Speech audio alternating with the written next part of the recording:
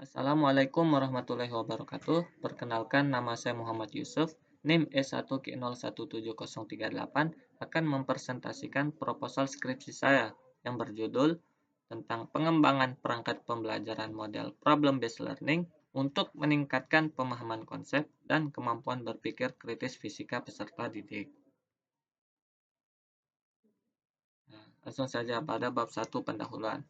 Jadi, yang menjadi latar belakang saya dalam melakukan penelitian ini ialah yaitu tujuan dari pendidikan nasional yang tertuang dalam Undang-Undang Nomor 20 Tahun 2003 tentang Sistem Pendidikan Nasional, di mana tujuan dari pendidikan nasional ialah untuk mengembangkan potensi peserta didik. Salah satunya ialah keterampilan abad 21 sehingga menjadikan peserta didik manusia yang berilmu, dan penerapannya ialah pada mata pelajaran fisika.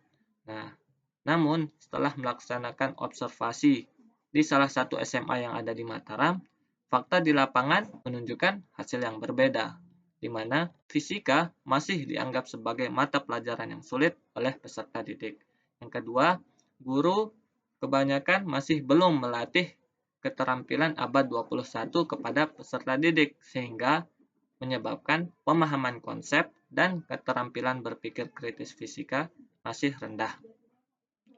Nah, saya sebagai peneliti mencoba memberikan solusi, yaitu dengan cara mengembangkan suatu perangkat pembelajaran dengan menggunakan model problem-based learning, di mana seperti yang kita ketahui bersama, model PBL ini ialah model yang mengikutsertakan peserta didik dalam menyelesaikan suatu permasalahan dengan menggunakan metode ilmiah.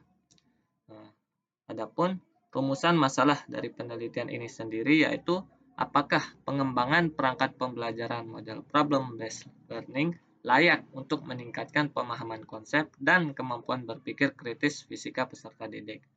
Selanjutnya, ada tujuan dari penelitiannya, yaitu untuk mengetahui kelayakan hasil pengembangan perangkat pembelajaran model problem-based learning dalam meningkatkan pemahaman konsep dan kemampuan berpikir kritis fisika peserta didik.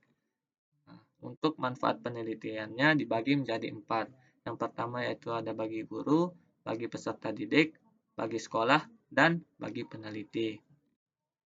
Selanjutnya, untuk batasan masalahnya dibagi menjadi 3. Yang pertama yaitu pengembangan perangkat pembelajaran berupa silabus, RPP, LKPD, dan instrumen tes. Yang kedua, materi fisika dibatasi pada materi usaha dan energi kelas 10. Dan yang ketiga, kemampuan yang ditingkatkan yaitu pemahaman konsep dan kemampuan berpikir kritis. Nah, selanjutnya ada definisi operasional.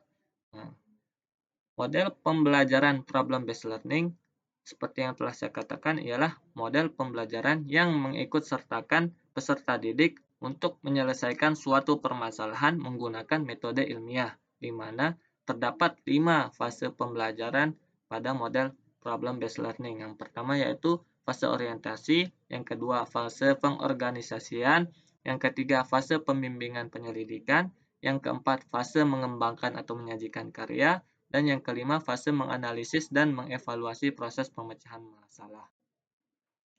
Selanjutnya ada pemahaman konsep, yang artinya pemahaman konsep ialah kemampuan seseorang untuk menjelaskan suatu informasi dengan bahasa yang mudah dimengerti, di mana indikator pemahaman konsep mencakup 7 proses kognitif, meliputi menafsirkan, memberikan contoh, mengklasifikasikan, meringkas, menarik inferensi atau menyimpulkan, membandingkan, dan menjelaskan. Selanjutnya, ada kemampuan berpikir kritis.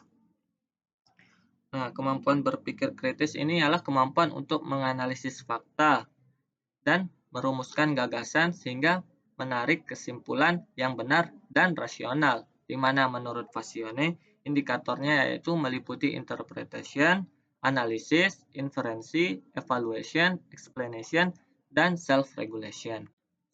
Nah, selanjutnya ada bab 2, yakni tentang tinjauan pustaka. Nah, jadi sebelum guru itu melaksanakan pembelajaran, dia harus menyusun sebuah perangkat yang nantinya akan digunakan dalam mengajar. Nah, di mana menurut Devi, Sofiraini, dan Khairuddin tahun 2009, perangkat pembelajaran merupakan pegangan bagi guru dalam melaksanakan pembelajaran, baik di kelas, laboratorium, atau lapangan untuk setiap kompetensi dasar. Nah, pada perangkat pembelajaran tersebut, salah satunya ialah model pembelajaran, di mana model pembelajaran yang digunakan dalam perangkat tersebut ialah model problem-based learning. Dikutip dari Suyadi 2013 dan Rusman 2011, model pembelajaran berbasis masalah didefinisikan sebagai rangkaian aktivitas pembelajaran yang menekankan proses penyelesaian masalah secara ilmiah.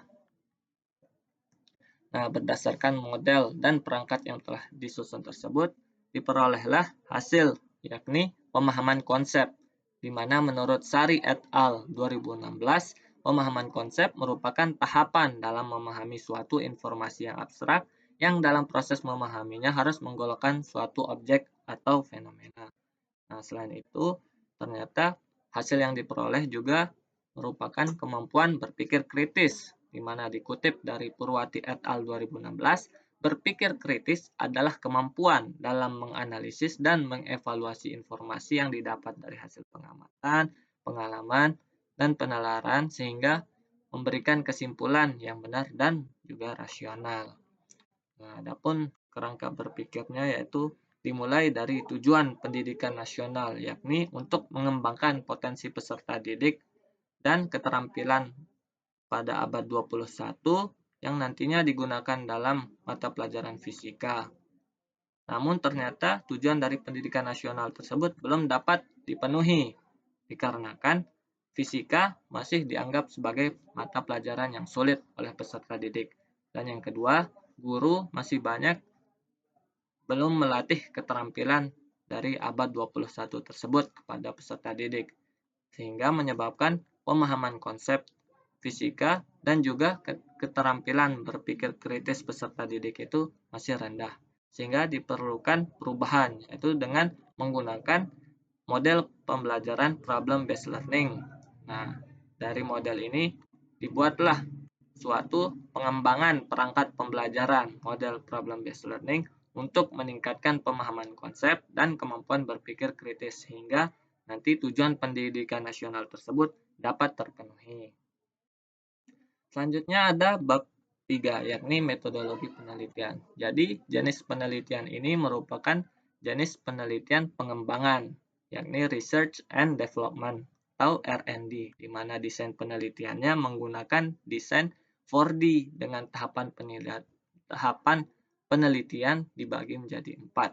Yang pertama yaitu ada tahap define. Nah, pada tahap ini peneliti melakukan studi kasus untuk mengetahui apa saja permasalahan yang terjadi di lapangan dan juga mengetahui permasalahan yang dihadapi oleh peserta didik sehingga sulit untuk memahami kemampuan berpikir kritis. Nah, selanjutnya ada pada tahap desain. Nah, pada tahap desain ini peneliti sudah mencoba menyusun atau membuat suatu perangkat pembelajaran yang nantinya akan coba diajarkan atau digunakan dalam mengajar. Nah, selanjutnya ada tahap develop. Nah, sebelum menggunakannya dalam mengajar, nah peneliti mencoba memberikan perangkat tersebut kepada validator untuk dinilai apakah perangkat yang telah disusun tersebut sudah layak digunakan dalam pembelajaran atau belum. Nah, hasilnya ada dua. Jika validator menyatakan valid, berarti perangkat tersebut dapat diujikan atau dapat digunakan untuk mengajar. Namun jika tidak valid, maka diperlukan revisi. Nah, selanjutnya ada disseminate. Nah, disseminate ini adalah proses dalam penyebar luasan atau penguji cobaan. Nah, untuk instrumennya yakni ada dua. Ada lembar validasi penilaian dan soal tes pemahaman konsep dan kemampuan berpikir kritis peserta didik. Untuk teknik analisisnya yaitu menggunakan uji validitas di mana rumusnya P sama dengan F per N dikali 100%, di mana keterangannya P yaitu ialah angka persentasi dan F merupakan skor yang didapat dibagi dengan N, di mana N ialah jumlah skor maksimal yang diperoleh berdasarkan penilaian validator ahli. Baik, mungkin hanya itu yang dapat saya sampaikan. Kurang lebihnya saya mohon maaf. Wassalamualaikum warahmatullahi wabarakatuh.